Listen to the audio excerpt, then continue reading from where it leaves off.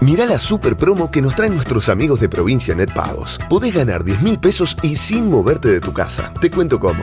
Ingresás en www.provincianet.com.ar, pagás ARBA o cualquiera de tus facturas y ya estás participando. ¿Viste qué fácil? Consultá bases y condiciones en la web. Provincia Net Pagos, una empresa del Grupo Provincia. Zayat, Ibáñez, Tonietti, Truco Gallo. Hola, sean bienvenidos a Truco Gallo, el podcast sobre actualidad política y económica de Argentina. Este es el episodio número 127, 127. Mi nombre es Daniel Tonietti y me acompañan capítulo a capítulo Alfredo Cuchu Zayat. Cuchu, ¿cómo le va? Muy buenos días, muy buenas tardes, muy buenas noches. Buenos días, buenas tardes, buenas noches para todos, Dani y compañía. Bien, saludamos en su onomástico al alcalde de la República Federativa de Gonet, Pablo Totó Ibáñez. Alcalde, ¿cómo le va, señores? Bien, feliz cumpleaños en su fecha importante. Se agradece. Este es el capítulo 127, pero podría llegar a ser una ironía del destino que hubiese caído en 2 capítulos anteriores. No hay que ser paenza, 125. Digo, porque hay, si se quiere, un rumor, una cierta incidencia de lo que puede llegar a ser la talla política, económica, mediática, cultural y cuántas batallas podamos sumar ahí de lo que fue la 125. Estamos hablando allá, principios del año 2008, cuando recién se iniciaba el primer mandato de Cristina Fernández de Kirchner, que provocó, entre otras cosas, esa crisis, la salida de quien fuera el jefe de gabinete, hoy presidente de la Nación, Alberto Fernández. A partir de eso generó, si se quiere, una herida muy profunda, incluso en sectores de la sociedad, una costura que no se terminó de unir entre el campo, la ciudad, el campo y el peronismo, el campo y el kirchnerismo y demás, con vaivenes, ¿no? Bueno, acá hay un elemento nuevo, evidentemente no tiene relación directa con lo que fue la 125, pero va en un sentido similar en cuanto a regulación estatal de la comercialización de cereales. En este caso se trata de la decisión del Estado Nacional de intervenir en la comercialización de maíz, fundamentalmente, por lo menos con los argumentos que hicieron públicos los funcionarios. Dicho sea de paso, no hay muchos funcionarios que estén comunicando esto, pero los pocos que están comunicando esto hablan de una intervención en un mercado que tiene un impacto en el mercado interno y en particular en algo muy pero muy sensible, que es el precio de los alimentos, y en algo que es mucho más sensible aún, que es el precio de las carnes, de la carne, que es un tema. Hoy es una discusión, no sé si ustedes le han tocado vivirla o no, pero es una discusión, si se quiere, entre grupos de amigos, grupos de compañeros de trabajo, familiares, el precio de la carne, ¿no? Un kilo de asado puede estar a 600 pesos, 550, 650. Se disparó transformándose en un objeto un poco inaccesible para sectores que tienen un ingreso fijo. Ni hablar para los que tienen un ingreso irregular. Bueno, más o menos, creo yo, presentado el tema. Hay ahí también un vaivén por parte del gobierno, ¿no? Impone una medida, lo amenazan con un paro, da marcha atrás con la medida y el paro sigue ejecutándose, algo bastante difícil de explicar de la política. Vamos a tratar de acá de arrojar un poco de luz sobre este tema que tiene que ver con la intervención del Estado en la comercialización de maíz. Cuchu. Bueno, vamos a tratar de ponerlo con diferentes carpetas, digamos, este tema, porque hay cuestiones bien de coyuntura, aspectos estructurales y una cuestión no menor que es la política. Y en la política se involucra también, si querés, el tema comunicacional del gobierno, la relación con la oposición. Vamos a la coyuntura para después avanzar sobre lo estructural.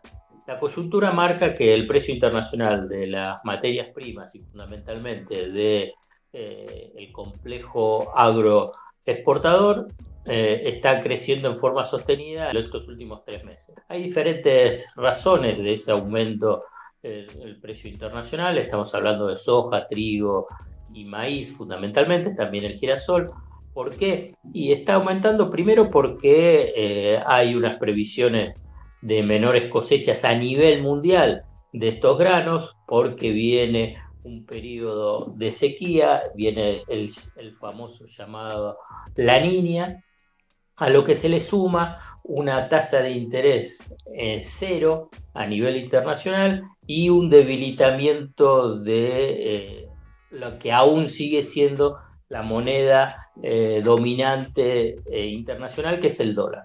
Digamos, esto en una forma muy esquemática son las razones centrales, no las únicas, para explicar la suba de los precios internacionales. Hay otro aspecto que tiene que ver con la especulación, que es en los mercados futuros y por consiguiente de diferentes movimientos especulativos. Pero esto es una cuestión central para tratar de entender las tensiones que inmediatamente se dan después en la economía local, teniendo en cuenta que la Argentina exporta lo que consume. Uno va a decir, bueno, soja no consumís y tampoco consumís grano de maíz, querés decir, bueno, pero en el caso específico del maíz, obviamente el trigo es mucho más claro de entender cómo es la cadena productiva y por consiguiente por qué el trigo es un insumo clave de la canasta de alimentos. El maíz pasó a ser a lo largo de estos últimos años y que se fue consolidando un insumo clave en la cadena alimentaria. ¿Por qué?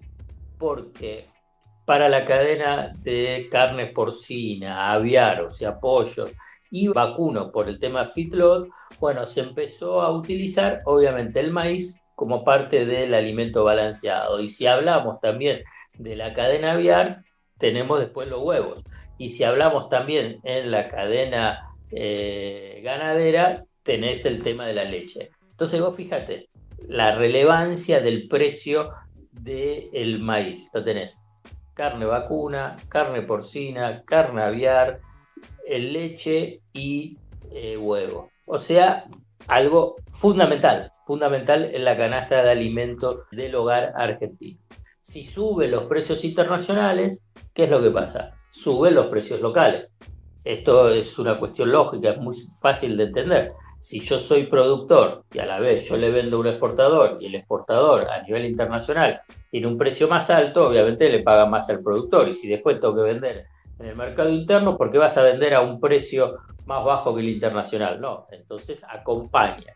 ¿Cómo lograr desacoplar el precio internacional del precio local? Ahí viene la medida resistida históricamente por el llamado campo, por los sectores conservadores, por los economistas del estable, que es lo peor de todo, que son las retenciones.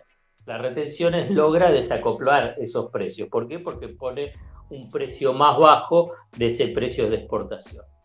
Sin la posibilidad clara de subir las retenciones, porque también después hay una decisión política, teniendo en cuenta lo que vos mencionabas, Dani, de la historia del 2008 con la 125, entonces vos podés tener otro tipo de medidas de regulación para garantizar, primero, el abastecimiento interno y segundo, garantizar que ese abastecimiento interno tenga precios que no sean los internacionales.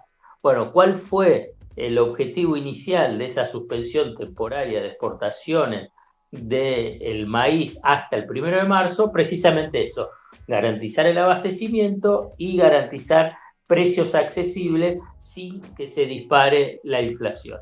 Claramente eso fue una decisión del gobierno, una reacción inmediata de 3 de las 4 patas de la mesa de enlace, Sociedad Rural, Confederaciones Rurales Argentinas y Federación Agraria, con Igragro diciendo que sí, está de acuerdo en protestar, pero no en que sea a través de un cese de comercialización de granos, que comenzó este lunes y se extiende por 72 horas. La forma es de esa suspensión temporaria. ¿Por qué? Porque lo que se necesita es un puente hacia la próxima cosecha. La cosecha total de maíz en Argentina, la cosecha 2019-2020, fue alrededor entre 54 a 58 millones de toneladas. El 90% de lo que se podía exportar ya se exportó, quedaba ese 10%. Entonces, ¿qué hacía el productor o el exportador o el acopiador? Dice, igual, si está subiendo el precio, que internacional, ¿qué hago? No vendo. Es una lógica propia de cómo funciona el sistema. No es ni bueno ni malo. Para eso está el Estado, para poder regular. Entonces dice, bueno, no estás vendiendo. ¿Quiénes se empiezan a quejar? Se empieza a quejar el productor de la cadena de la carne porcina, de la de pollo, la del feedlot, huevo, leche. Entonces el gobierno da respuesta a un sector del campo. Y esto es importante mencionar, a un sector del campo. Ahora bien, ¿cómo hace esa presentación? No la hace junto con ese sector del campo, lo hace solo a través de una resolución. Y obviamente genera esa reacción inmediata de la mesa de enlace. Después convoca al Consejo Agroindustrial Argentino, donde están incluidos precisamente federaciones y asociaciones de estos sectores del campo que el gobierno salió a proteger. Y entonces es ahí a donde se logra un inicial acuerdo que se da a conocer ayer, domingo, a última hora, y que sigue avanzando esa negociación. Ahí hay un gap para mí de, si querés, tanto comunicacional como de negociación, que es histórico en sentido de tradicional en este año un poquito más de gobierno, que me parece que todavía no está aceitado. En el gobierno, frente a esta observación, dice, bueno, la forma de poder sentarlos en la mesa de negociación fue tomar esa resolución. No me suena muy convincente, porque la verdad, si no tenés capacidad para poder sentar al Consejo Agroindustrial Argentino, que en realidad tiene una vocación de tratar de tener buena relación con el gobierno, es una situación, digamos, difícil de poder comprender. O sea que me parece que hay un nuevo error vinculado al timing de cómo manejar una situación sensible. Para cerrar esta parte coyuntural de esta negociación, finalmente, en esa mesa de diálogo en la cadena de maíz, se llegó a esta definición. No retenciones por ahora, sí un fideicomiso para que los exportadores subsidien una pequeña parte del precio que paga la industria que transforma el maíz en carne porcina, aviar o vacuna de feedlot. O sea que ahí en esa mesa de diálogo, lo que plantea el gobierno es que haya un subsidio cruzado entre privados. O sea que el exportador baje su aspiración, si quiere, de precio y se beneficie la industria. Después, un sistema de garantía para que la industria local, vuelvo a hablar, esa industria local de producción de carnes, pueda competir para comprar el maíz en mejores condiciones frente a los exportadores. Porque ¿cómo es? El productor, ¿a quién le va a querer vender? Igual le vendo al exportador, si me va a pagar más. Entonces ahí empieza también a que haya un mejor vínculo, una mejor relación comercial y donde el Estado actuaría como árbitro. Y tercero, para tratar de garantizar el abastecimiento del mercado interno, un compromiso de los acopiadores de exportadores de no vender al exterior más de 30.000 toneladas diarias hasta que se estabilice precisamente el abastecimiento del mercado interno. O sea, piensan que a comienzo de marzo puede estabilizarse ese mercado interno. Bueno, esto es lo que llega después de 10 días de una situación de decir, bueno, la verdad que esto podía haberse evitado, esta situación de conflicto político. Y bueno, yo pienso que sí. Me parece que ahí hay una debilidad vinculado a esa capacidad de poder adelantarse y esa capacidad de negociación. Y para cerrar y para dar pie al análisis político, claramente la mesa de enlace y fundamentalmente la sociedad rural y confederaciones rurales, la Federación Agraria ya la verdad debe ser un sello de goma que actúa como furgón de cola de los sectores más concentrados, fraccionarios y de derecha de la Argentina. Ya eso merece un capítulo aparte porque la verdad da un poco de confusión sobre lo que es hoy la Federación Agraria, pero a nivel de lo que es la historia no da respuesta a esa tradición de lucha de la Federación Agraria. Hoy la Federación Agraria es un mamarracho en relación a su recorrido histórico. Pero quiero volver, y para cerrar, a nivel político, tanto las conducciones de la sociedad rural como confederaciones rurales son de derecha, conservadoras, reaccionarias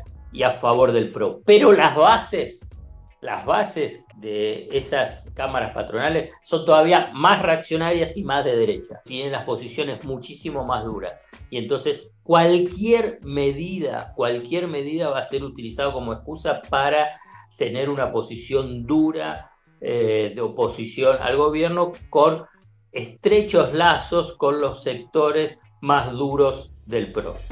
Bueno, un análisis, la verdad, muy interesante, muy profundo de Cuchus en términos económicos. Ahora vamos al revés de la trama, la cuestión política. Un poco Alfredo lo planteó, Pablo, cierta marcha, contramarcha, manejo de tiempos, comunicación. Desde el punto de vista político, ¿qué se puede decir de esto que es presentado, este nuevo clásico, ¿no? Gobierno filoperonista y campo. Yo creo que la síntesis la hizo completa Alfredo en ese sentido.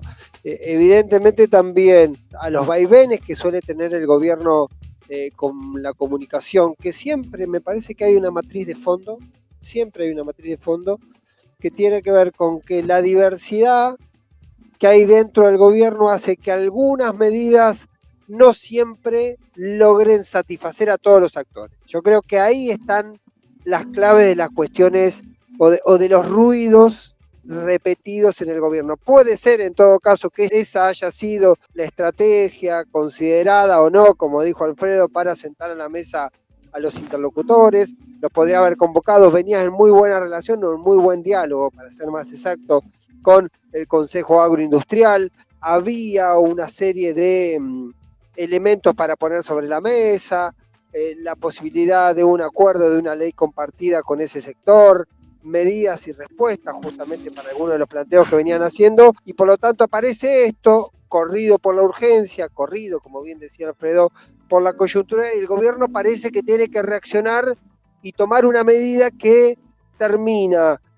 generando adhesiones en algunos sectores, generando resistencia en algunos sectores del propio dispositivo del Frente de Todos, quiero decir, respecto a las dinámicas políticas y a las posturas políticas de distintos actores. ¿Esto es un argumento? ¿Esto es un aliciente para el gobierno? No, esta debería ser una decisión que toma el presidente con sus ministros y avanzar en esa decisión y tener en todo caso una estrategia definida. Habrá que ver efectivamente sobre el final del capítulo cuánto de esto que también juega, que marca Alfredo, que yo creo que es muy importante. Y es muy importante lo de la cuestión de los sectores representados por el campo, no solo por las entidades, sino por algunas bases, porque, por ejemplo, no olvidemos que en el Consejo Agroindustrial se sentaron 3 de las 4 entidades de la famosa mesa de enlace y no se pudo sentar la sociedad rural justamente porque había tensiones internas por algunos sectores y también porque había resistencia de algunos grupos de representación de la base, como decía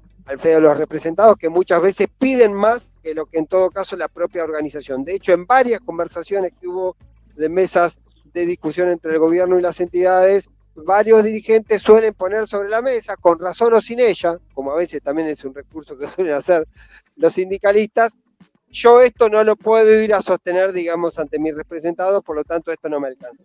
Yo creo que hay una combinación de esas cuestiones y me animo a poner sobre la mesa 2 componentes más. La preocupación del gobierno, muy clara, en algún momento lo hablamos, esta obsesión que de alguna manera Martín Guzmán le inocula a Alberto Fernández respecto a la inflación. La preocupación de la inflación, que así también como está el problema del maíz, está el problema de la carne, lo mencionaba Daniel, el crecimiento de los precios internos, también vinculado a la cadena de la producción de la carne, y lo que viene con respecto a la inflación, el año que de alguna manera siempre va a estar sobrevolado por la pandemia, siempre va a estar impactado porque esto es una película que es tan impredecible que uno no sabe cuándo empieza a despejarse o no, si va a alcanzar con la vacuna, si no va a alcanzar, si va a venir medidas más duras o no. Ahora, lo que sí da la impresión que va a estar presente de manera inevitable a lo largo del año va a ser la repercusión y el eventual rebote de la economía y cómo impacta eso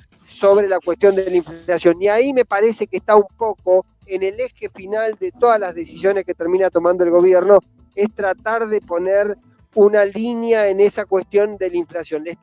Me parece que le importa más y eso sobreentiendo que plantea Alfredo, incluso con los desmanejos comunicacionales, le importa más el frente interno en lo que tiene que ver con la inflación que en todo caso la relación con algunos sectores del campo. Cruzado también, y con esto cierro, por la cuestión política y electoral. Estamos entrando en el 2021, todo se va a leer como en un año impar en la Argentina, en clave electoral, y todo va a tener en todo caso ese componente. Algunos queriendo sacar provecho por la positiva, otros queriendo sacar provecho por la negativa. Hoy hubo una reunión, hoy lunes hubo una reunión, una videoconferencia habitual de los lunes de Juntos para el Cambio, y una de las líneas que hubo mencionada fue justamente respecto a la demanda de estos sectores del campo. La pregunta que uno se hace, y tiene que ver con esto que marcaba Alfredo: puede ser comprensible la posición que expresa Patricia Bullrich respecto a los sectores del campo.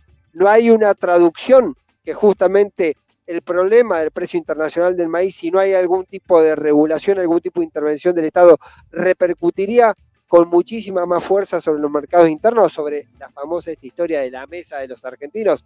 Bueno, ahí siempre también se produce este cortocircuito, esta tensión, lo que se cuenta, lo que no se cuenta, lo que tiene un efecto inmediato y lo que en todo caso requiere que vayan pasando los días o las semanas para que se termine de definir. Me parece que ese va a ser el capítulo, y vuelvo a poner sobre la mesa este componente. Vamos a tener que prepararnos porque ya estamos, nos guste o no nos guste, en temporada electoral. A mí me gustaría unir 3 piezas de rompecabezas que estuvimos tratando de armar en el día de hoy y relacionarlos también con el discurso de Cristina en el Estadio Único de la Ciudad de La Plata, cuando dijo varias cosas, ¿no?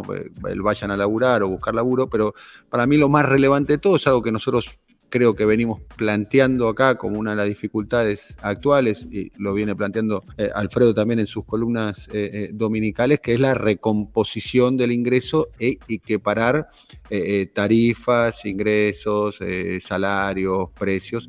Y hay un tema acá que es de fondo, que a mí me parece un tema que no es menor, que es un tema central, que es el precio de los alimentos y el impacto que tiene eso sobre la calidad de vida, fundamentalmente entre otras cosas, de lo que es la base electoral de la fuerza oficialista. Y lo voy a decir brutalmente, insisto cuando hice la introducción de este capítulo: el precio de la carne. El precio de la carne hoy me parece que está muy inaccesible para sectores populares, para los que podrían llegar a ser la base de la pirámide, si establecemos una pirámide social.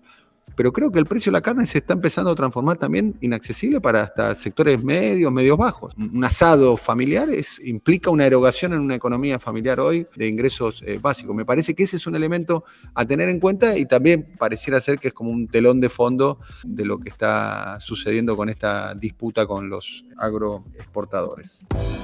Bueno, este ha sido un nuevo episodio de Truco Gallo. Será hasta la próxima. Alfredo Cuchu Zayat. Un fuerte abrazo para todos. Un fuerte abrazo para todos, y los saludamos en su onomástico. No sé si preguntarle la edad o no al Quindimil, al Manuel Quindimil de Gone. Gran intendente, Manolo. Después le mando, porque los muchachos acá me armaron una marcha especial, una banda militar que tengo para recordar mi nuevo cumpleaños. Después se la mando, por ahí la podemos poner en el saludo. Un abrazo, un abrazo, gracias. Le mandamos un saludo a Juan Manuel Moretti, que es oyente del programa y por lo que vio también es amigo suyo, Iván. Un abrazo muy grande. Bueno, hasta la próxima. Chao, chao. Coordinación: Alfred Ábalos. Producción comercial: Pablo López. Realización: Simón Villarrubia. Diseño gráfico: Andrés Roch y Lisandro Aira para Brasilcomunicación.com.